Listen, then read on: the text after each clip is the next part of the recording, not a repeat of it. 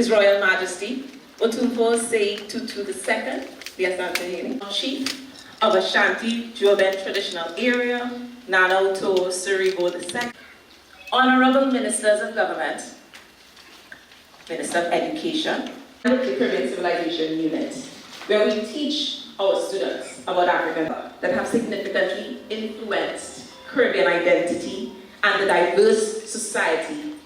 Your Royal Majesty Otumfuo'S Tutu II, Asante Hene, and his entire delegation, Dr. the Honorable Keith Rowley, Prime Minister of the Republic of Trinidad and Tobago, and Mrs. Sharon Rowley, ladies and gentlemen in this very distinguished and packed audience, I am deeply honored to welcome His Royal Majesty, King of the Asante Nation and Chancellor of the Kwame Nkrumah University of Science and Technology, to the St. Augustine campus of the University of the West Indies. Of course, the UE is no stranger to His Royal Majesty, given our 2017 partnership with the University of Ghana through our sister campus, Cave Hill in Barbados. In fact, UWI gave him an honorary doctorate in 2008. For a long time, we, on this side of the Atlantic, have expressed a deep desire to strengthen ties with Mother Africa. There has been much talk, but despite the bonds and history that we share, some might say because of it and all the baggage it involves, that meaningful engagement has not been forthcoming. We still await the direct flight from the Caribbean to Africa.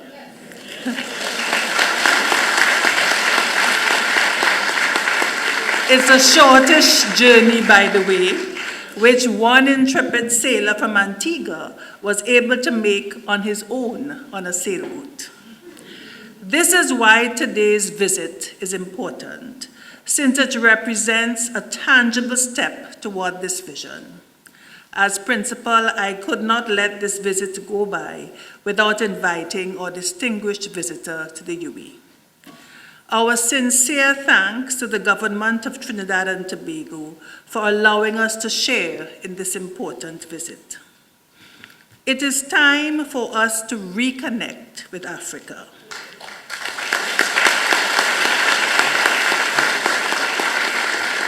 Not just in our intellectual engagements, but as a nation and people. And it is not simply because of nostalgia or history. Africa is an important continent. It was even more important when, as the great Walter Rodney told us, the process of underdevelopment, and it was a deliberate process, caused by the exploitation by European imperialists, rendered it and the African diaspora vulnerable and poor. That countries within Africa, including Ghana, have been able to challenge that paradigm of persistent poverty and re-emerge as strong, flourishing states is a remarkable achievement and testimony to the brilliance, discipline, and innovative spirit of the African people. 5 African nations are among the world's 10 fastest growing economies, and Africa itself is emerging as the fastest growing continent in the world. Notably, it has achieved this while still proclaiming and celebrating its cultural identity to the world. It is therefore an important role model for us here in the Caribbean. Yet, this is about much more than reclaiming Africa and its place in the world. The larger project is the thrust toward a more equal playing field in the world sphere. Something that all of us non-white peoples in the so-called third world, a label which we should reject as derogatory, but is at the same time telling a hurtful truth, must participate in. Global relationships have often turned out to be one-sided or even illusionary, whether we reference international financial structures, trade, aid, bananas, climate injustice, or even university grant funding. The terms and conditions are seldom favorable for developing states.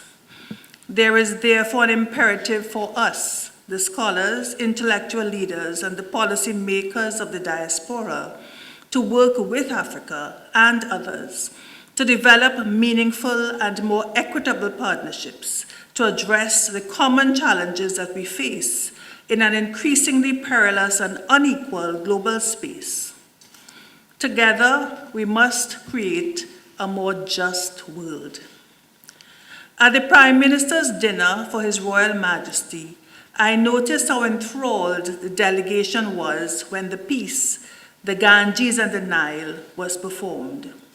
I know they understand the task ahead for unity, something we sometimes take for granted. It is fitting that in this time of African Renaissance, that the world, especially the developing world, should look to Africa for leadership. Not just because of a sense of belonging and common identity, but because Africa has already given the world so much, albeit often unacknowledged, and can do so again. I was fortunate to have heard the famous scholar of Africana Studies at Rutgers University, Guyanese-born Professor Ivan van Sertima, speak several years ago.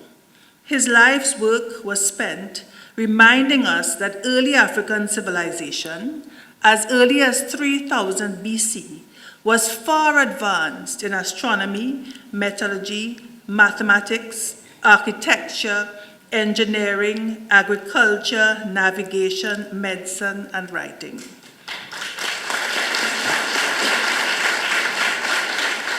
African scientific contributions gifted to the world. That often forgotten history is now being remembered and reclaimed. At times like emancipation, we focus legitimately on the loss of civil and political human rights, like the rights to dignity, equality, and movement. Yet my own world view has always been that civil and political rights mean little if not accompanied by economic, social, and cultural rights. The right to health, to education, to work, and to a decent wage. We join Africa in a revolution to make this a reality for the millions who languish. Only then will we taste the fruits of freedom. While the Rapporteur for Persons of African Descendants at the Inter-American Commission on Human Rights, Washington, I was part of the planning for the almost concluded Decade for Rights for African Peoples. I was also privileged to work with leading activists from the US and Latin America to challenge racism, racial profiling, and injustice in the criminal justice system. This was before the Black Lives Matter movement. Making state visits, holding public hearings, meeting with state officials, and so on. In fact, I was elected just at the time when Trayvon Martin was murdered. We have seen some visibility in that area, but I have been disappointed overall in the lack of impact in relation to issues of race and inequality. In addition, the Caribbean has been largely disconnected from these struggles, not fully appreciating the intersectionalities of race, class, poverty, and world power, and how they manifest in our societies on many levels. As a premier university and the most important thought leader, the UWI has an important role to play in reconnecting with and reclaiming our proud heritage for the benefit of mankind. UWI has been doing its part, as it must. Our own Vice-Chancellor, Professor Hilary Beckles, has led what can now be described as a world movement for reparations for African enslaved peoples. This is work he began over 30 years ago. Times magazine recently conceded that reparations are coming. We have begun to repair not just the tangible in terms of economic loss, but also the intangible losses and hurts. The UWI has also led in climate change and the blue economy, challenges that disproportionately impact the developing world and the diaspora. Almost 40 years of advocating on this issue. Our Professor Oliver Headley, for example, invented some of the earliest solar systems in the world, allowing Barbados a clear advantage in solar energy for many years. This is why the UN officially designated the UWI as the lead university in the world on climate change.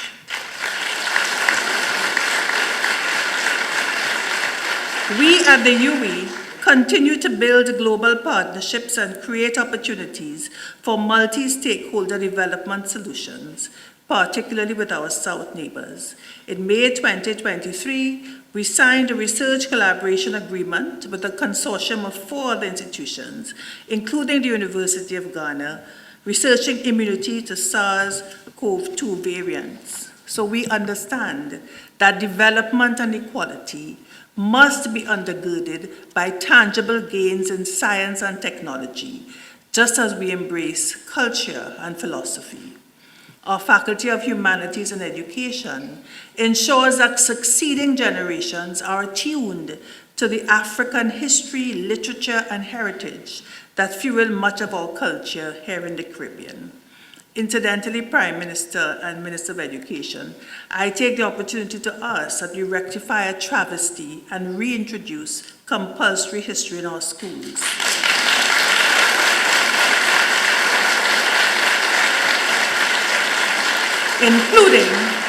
Including the histories of our multi-ethnic societies such as Africa and India. Actually, this Daga Auditorium was renamed in honor of an African ex-slave soldier, revolutionary leader, who led a mutiny in June 1837 against the British Army. The transformational leader of the 1970 Black Power Revolution in Trinidad and Tobago, then Guild President on this campus, and of course, start of NJAC, changed his name to McCandle Daga in his honor. In turn, the campus gave his name to the McCandle Daga Scholarship in Law, created in 2017 to reward service and passion for social justice and egalitarianism, and ensure that our lawyers come from all walks of life. But I wanted to close by telling you a little secret.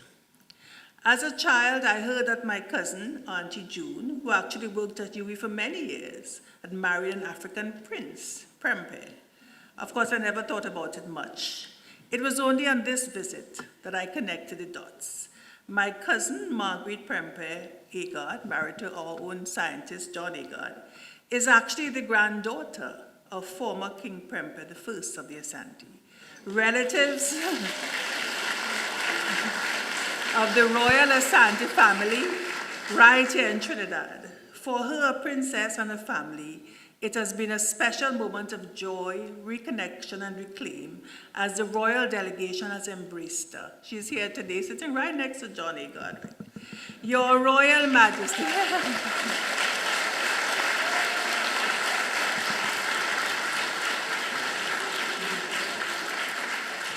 Your Royal Majesty, I am aware that these past few days have been packed, so we thank you for carving out the time to be with us and to share your thoughts and perspectives. Your visit here is an important symbol of the bonds we must nurture and the life-changing work we must do together. We have begun to repair, now we must reconnect, reclaim, and move forward. Emancipation must be more than a celebration or fashion statement. It must be a revelation and a revolution. Thank you. Very much, Campus Principal, and I am extremely proud in this moment. And to introduce our featured speaker, I wish to invite Professor Mark Woodavera, Dean of our Faculty of Food and Agriculture, to do this honor. Prime Minister of the Republic of Trinidad and Tobago, Dr. the Honorable Kit Rowley, His Royal Majesty, Otumfuo'S II, the Asante Hene, distinguished ladies and gentlemen. It is my distinct pleasure and honor to officially introduce to you His Royal Majesty Osei Tutu II. As a West African myself, a Nigerian by birth, and an honorary trainee by choice,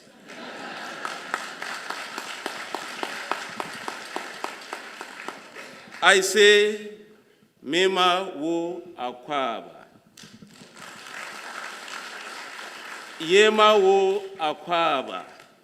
Welcome, Your Royal Majesty, to my university and my home of some over 20 years. A special welcome also to my elders who are here accompanying His Royal Majesty. Ladies and gentlemen, His Royal Majesty is the traditional leader of the Asante, the largest ethnic group in Ghana. When he became king in 1999, after the death of Nana Otumfuo'S II, he became the 16th Asante-Hene, or in English, king. The Asante were one of the Akan-speaking peoples who settled in the forest region of modern Ghana between the 11th and 13th centuries. The separate Asante chiefdoms were united by Osei Tutu in the 1670s and in 1696. He took the title of Asante-Hene and founded the Asante Empire. His Royal Highness is a direct descendant of the founder of the Asante Kingdom, Osei Tutu I. Educated in Ghana and the United Kingdom at the University of North London, where he read Human Resource Development and Public Administration. In 1989, he founded Transpomek International Ghana Limited. Groomed in Asante traditions and statecraft since childhood, His Royal Majesty ascended the Golden Stool on 26 April 1999. In Asante, the family line is matrilineal. Inheritance passes from the mother to her children.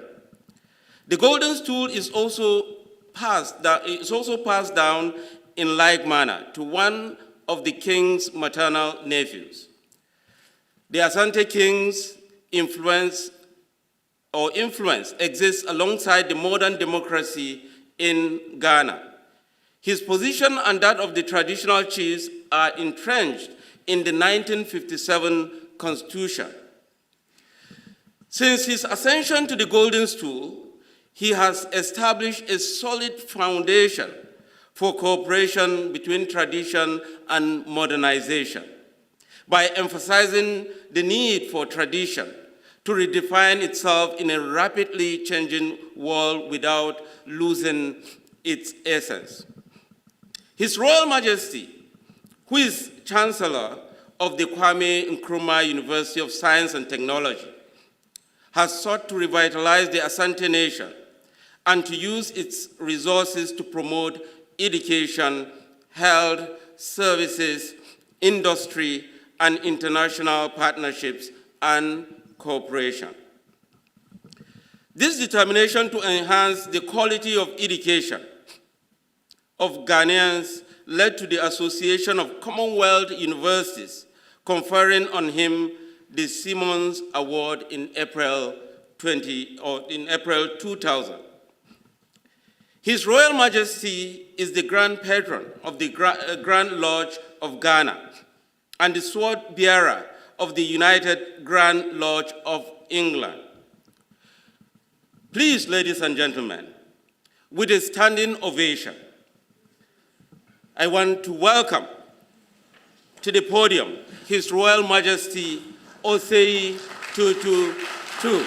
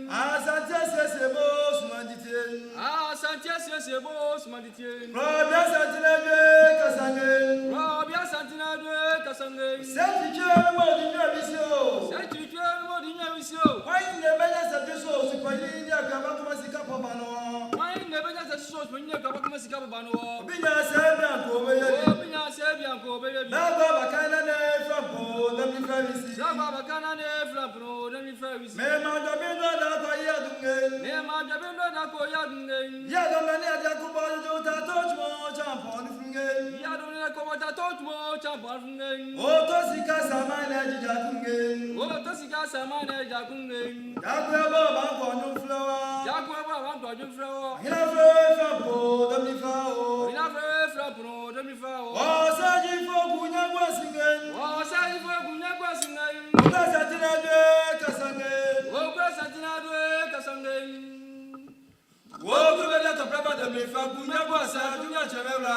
Dr. the Right Honorable Keith Rowley, Prime Minister of Trinidad and Tobago, my dear friend. The campus principal, ministers of state, members of the diplomatic corps, the Ghana High Commissioner to Trinidad and Tobago here present. Distinguished ladies and gentlemen. From the moment we ascended the golden stool of the Asante Kingdom, we have been conscious of the role destiny has played upon us to reconnect with every land where the seeds of our heritage have been sown and to encourage and help tend them to flower.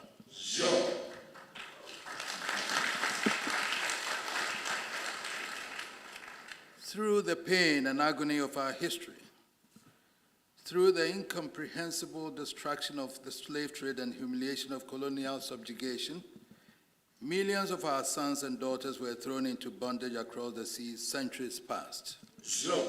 The mind cannot comprehend the bestiality of the combined enterprise. And yet, out of that nightmare have sprung nations and peoples who today constitute one formidable estate of modern society.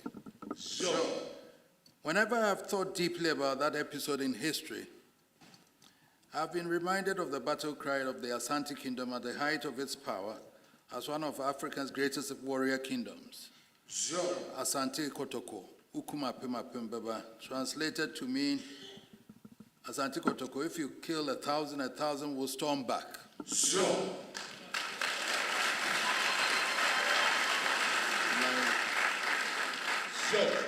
And it represents the kills of the porcupine. That battle cry speaks to the unconquering spirit of our people. And I see it fully reflected in the Caribbean islands, in the United States, in Brazil, in Suriname, and yes, in the heartland of Europe.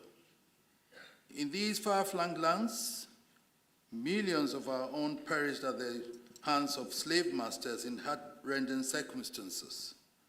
But far from being swept into oblivion by the tide, their seeds have germinated, proudly bearing the glorious fruits we behold today in Trinidad and Tobago and the many beautiful nations of the Caribbean.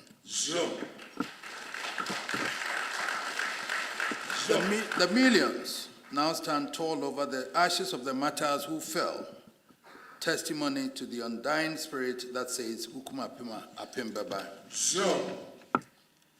Just as our spirits cannot be broken, so we cannot be divided or estranged from our heritage.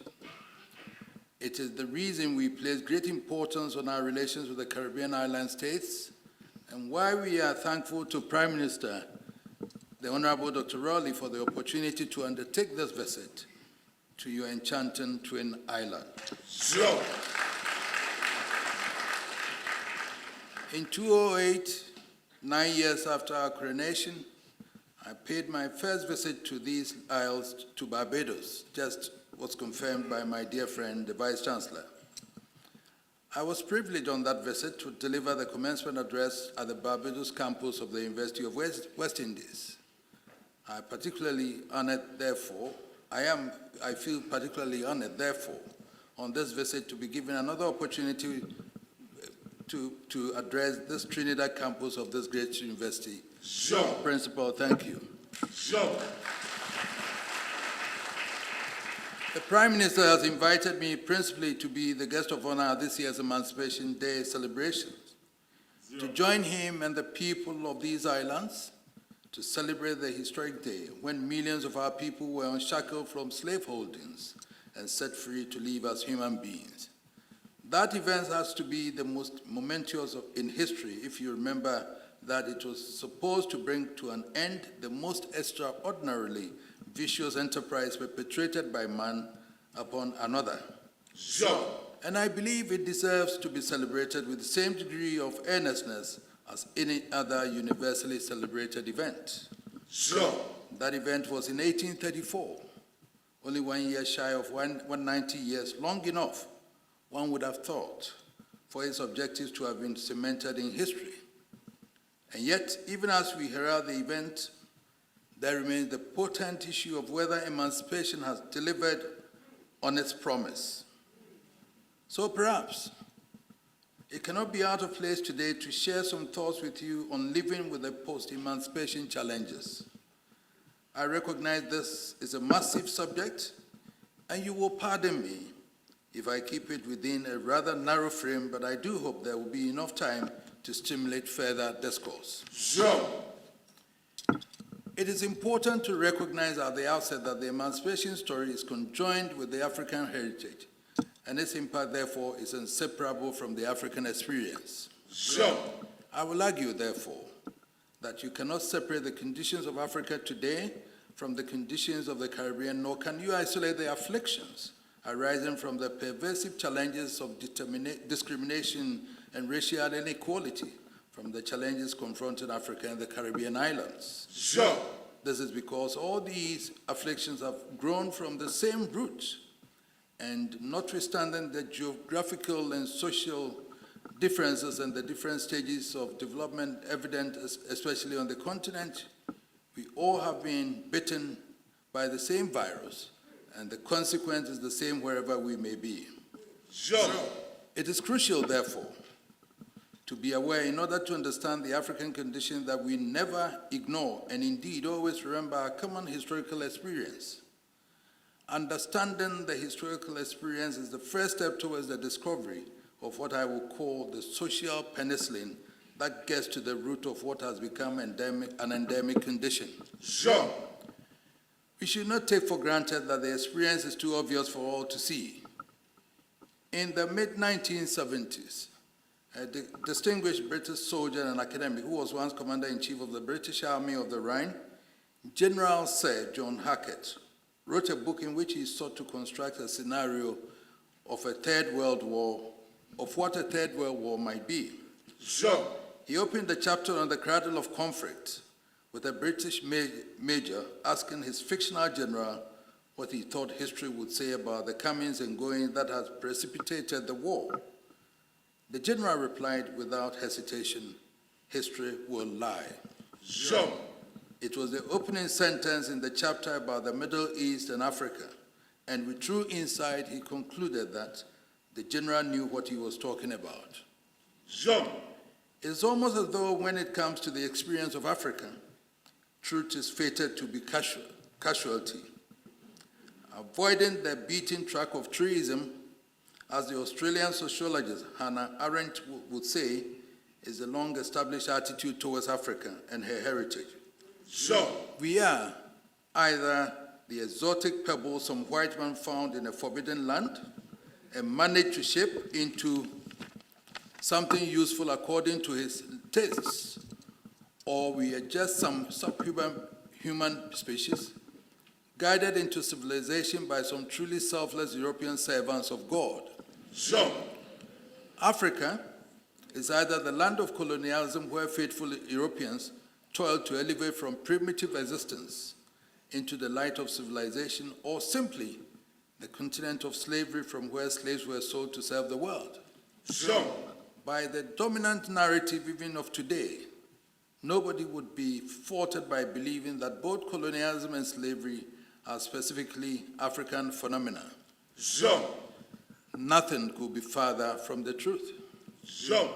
Since the beginning of time, when humans learned the art of food gathering and began to organize themselves into communities, A sense of rivalry has persisted which gave rise to conflicts. The classical Roman scholar Seneca saw this as avarice, which he blamed for destroying the ideal of the communal society, creating the divide between wealth and poverty, which became the original source of conflicts. Avarice did not stop with the relations between individuals.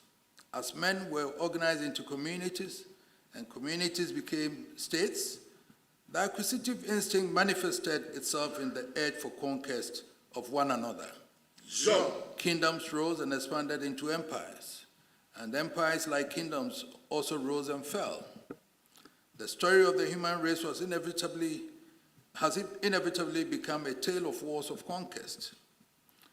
Wars of conquest led to colonialism, a system of governance involving the control of one geographical state by another.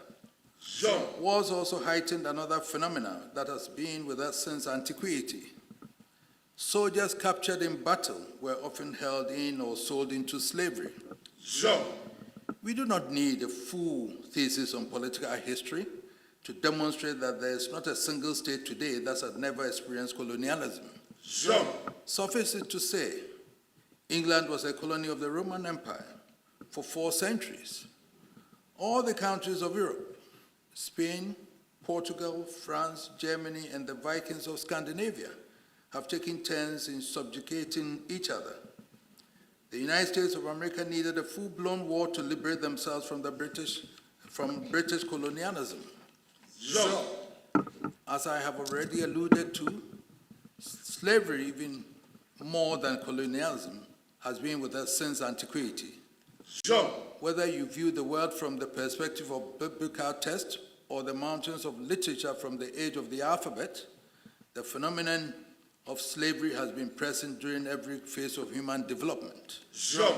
The point I make is to vigorously dismiss the notion so embedded in our minds that Africans or peoples of African heritage are species fated to be subjugated and enslaved. Sure. Sure.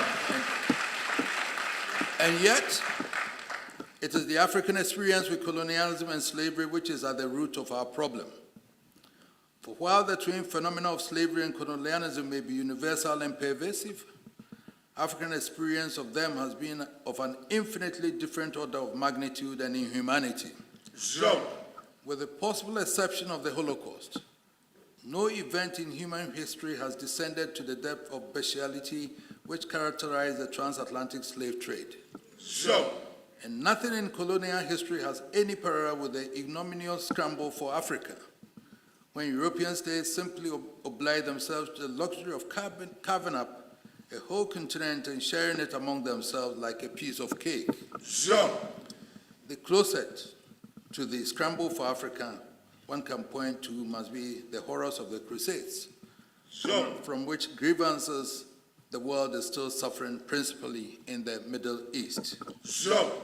It is impossible for any group of humans to endure the combined effect of bestiality across the Atlantic Ocean and the special cruelty of the colonial experience of the continent without intrinsic psychological damage and much worse. And yet, when emancipation came, it was the perpetrators who were compensated, Sure. and not us. The victims were left to themselves. Not only was no possibility of support available, but crucially, no consideration was ever given to the consequence of the centuries of trauma and suffering. Sure. Let us step forward for a moment and think about what is happening in our world today. We have had our share of conflicts since the Second World War, from Vietnam to Iraq to Afghanistan. In the aftermath of these conflicts, the world has discovered something amazing, a condition called post-traumatic stress disorder. Sure. The experience of veterans from modern combat have left physical and mental scars that require scientific treatment. And happily, the men and women of science have been able to the task and have found the appropriate treatment for them. Sure. And the world has discovered that it is not only from wars that the affliction can strike. Sure. Post-traumatic stress syndrome is now a recognized medical condition for which appropriate treatment is available. Sure. If post-Vietnam, the world of science has discovered post-traumatic stress syndrome and has found the appropriate treatment for it, dare we ask, what of post-emancipation? Zero. Or indeed, post-colonial psychosis? Can it be, or is it too late to identify scientifically the physical, psychological, and social fallout from the hellfire of the pre-emancipation experience and the appropriate remedies for it? Zero. J.K. Galbraith, the respected American diplomat and intellectual, reminds us in the most moderate and scholarly tone that no memory is so deep and enduring as that of colonial humiliation and injustice. Zero. Both the pre-emancipation and the post-emancipation experience evoke memories greater in its impact upon the people. Zero. Leaders of the Black emancipation movement like Marcus Garvey, W.B. Du Bois were unrelenting in asserting that emancipation on its own could be of no effect without a conscious effort to liberate the minds of the people after centuries of subjugation and dehumanization. Zero. But as we know too well, no evidence exists of any effort to address the challenge of liberation from the psychological, intellectual impact of the twin evils of slavery and colonialism. Zero. And the situation is compounded by the continuing spectra of racism from which peoples of African descent continue to suffer globally. Zero. The failure of the post-emancipation experience to address the challenge of the mental and psychological liberation of the people from the combined effects of slavery and colonialism cannot be dismissed as a factor in the struggle of hard-pressed leaders of Africa and the Caribbean to bemoan and grapple with perceived lack of ambition, Zero. low esteem, and a whole range of conditions directly linked to our historical experience. Zero. These considerations evoke mixed emotions for the heritage of Africa, nearly 200 years after emancipation. On the one hand, emancipation and the end of colonialism in Africa have changed the face of the world. Zero. What could be more inspiring than to see one of us in the highest political office on the planet, as Barack Obama did when he was elected President of the United States, or to see Colin Powell in overall command as chair of the Joint Chiefs of Staff of the most powerful armed forces in the world, Zero. or my own Busumuru Kofi Annan as Secretary General of the United Nations. Zero. Today, the entire continent of Africa has been rid of the colonial tag and engaged with the rest of the world in freedom. Governments from the Caribbean to Africa are striving against heavy odds to lift their people onto a new level of prosperity. Zero. The seeds of our heritage are doing a great job in the lands from where we were once colonized, determined not to be held down any longer. But the challenges remain and often truly daunting. Zero. But even while engrossed in the struggle to shake off the effects of post-emancipation neglect, to overcome poverty and uplift the living standards of our people, it remains my view, ironically, that our experience shines a brighter light on the path to global peace. Zero. The world does not often remember that the troubles in the Middle East today are the result of the unbroken chain of calamities dating back to the Crusades in the 3rd century. Zero. The seeds of ancient grievances are still bearing their poisonous fruits on the world. And particularly the children of both victims and perpetrators are suffering their killing effects in the streets of Iran, Iraq, Afghanistan, and Palestine. In Europe, perceived grievances of recent history have ignited fires that have already shredded the certainties of recent times and almost returned the world to the dangers of the Cold War. Zero. Contrast this with the example of Africa. Nelson Mandela walked out of Robben Island to embrace the symbol of the penal system that had incarcerated him for 24 years Zero. and held his people in the bondage of apartheid. Long before Mandela, my own granduncle, King Prempeh I, had been seized and sent into exile to live in distress and humiliation. He returned home 29 years later to hold out the hand of peace, love, and reconciliation. Today, as the 16th occupant of the Golden Stool, my people are proud of the mutual friendship we enjoy with the British Crown. 4 times we waged war against the British to resist their attempt at colonial subjugation, but we have come to terms with the course of history, and better still, we are fortified in our belief that the courage to wage war is meaningless unless it is backed by the wisdom to make peace. Sure. That is the broader promise of African heritage. The harness which Africa throws to a world currently drowned in a sea of conflict, of course. We have our little skirmishes, mostly the result of difficult social and economic conditions, but overall, the commitment of the African heritage to the path of peace and reconciliation against all the challenges of our historical experience should be a lesson the world cannot fail to recognize and behold. Sure. It should be evident from what has been said so far how complex the post-emancipation and the post-colonial experience has been. But the most important point that arises for me, which is what I need to stress, is the challenge to take hold of our own and create our own narrative. Much of the literature of the past have so twisted history, distilled odiously convulsive philosophies, and peddle such fraudulent and noxious science, and the conscience of the Western scholarship can hardly be freed from moral turpitude. Sure. We celebrate with the world the beauty of classical civilization, of Athenian democracy, and the enduring works of Cicero, Socrates, Plato, and Aristotle. And we respect the eternal stories of the power of the Roman Empire and the contributions they and all the empires of Europe have made to the cause of human development. But neither civilization nor the cause of human development can truthfully be coveted by any single group or men. Sure. Civilization is not about language, it is about the state organization and management of the affairs of humans. It is the reason the organization of Athenian city-states has such profound influence on the evolution of political thought and why they are held as a cradle of democracy. Sure. But guess what? My forefathers knew no Greek and no Latin and no English. They knew of no Plato or Socrates, but the society they organized for the Asante Kingdom and led, the system of governance and laws, their military formations in battle, each is as sophisticated and efficient as anything conceived by any of the immortals of political thought and practice since the classical era. What is more, the system has endured to this day and is applied every day of our lives. Whose is civilization?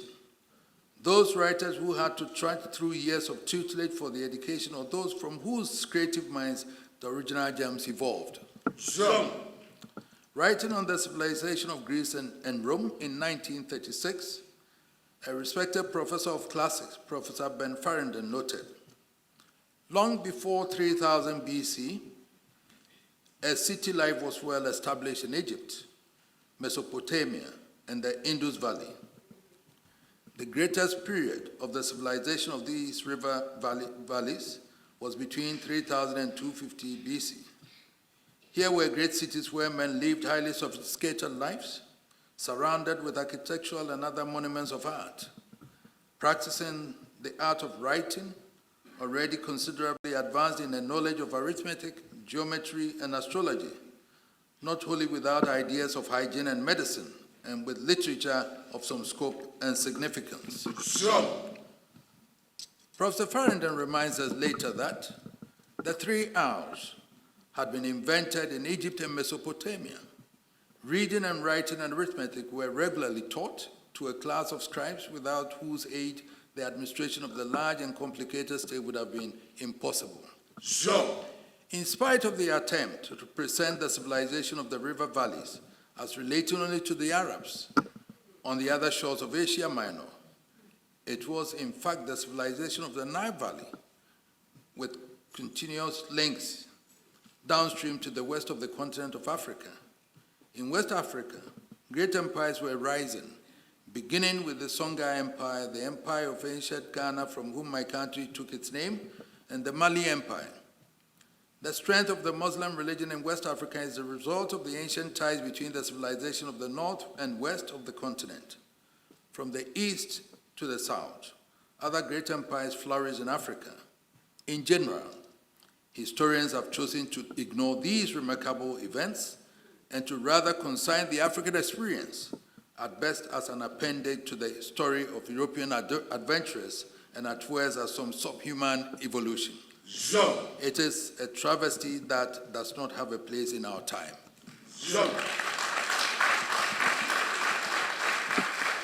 But we should not be complaining, just complaining.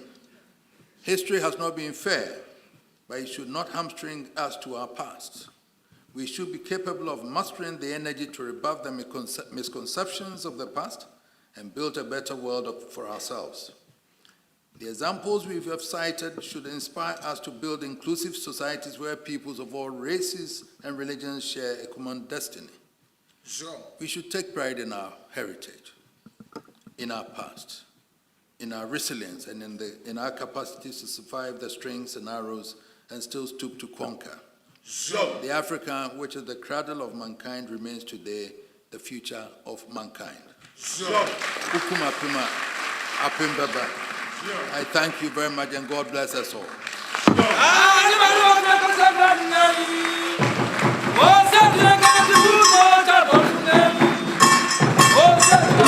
Students, we now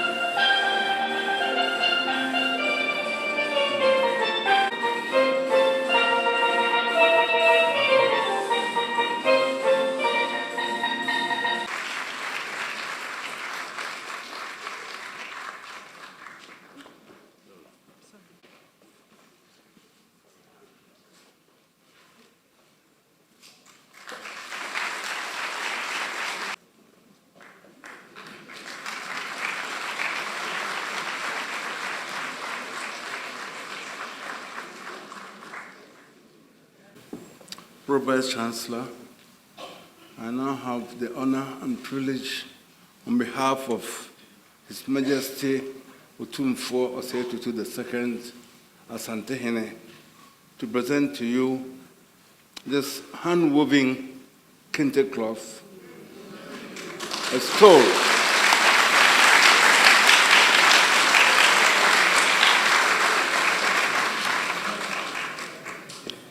the designs are so intricate that they are only reserved for use by the king and the king only. Application, I may be allowed to crown you as the queen for this event.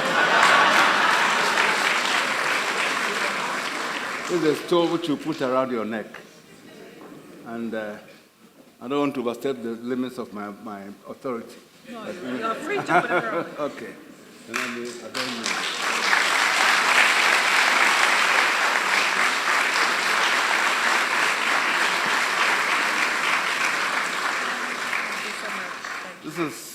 This is for your person, but this is for the campus. Yes. The Otumfuo is surely not a visitor to the UE. As Professor Becker said, in 2008, he was the commencement speaker at the University of Barbados, University of West Indies Coventry campus in Barbados. So he would like to leave a memento of his visit to this campus by this three-dimensional image of him adorning all the paraphernalia of his office and riding in a palanquin. Next time when you invite the king, he may come in a palanquin, and that will be awesome. Yes. So if you put this in the office of the Pro Vice Chancellor, Thank you so anybody much. seeing it Thank will you. be.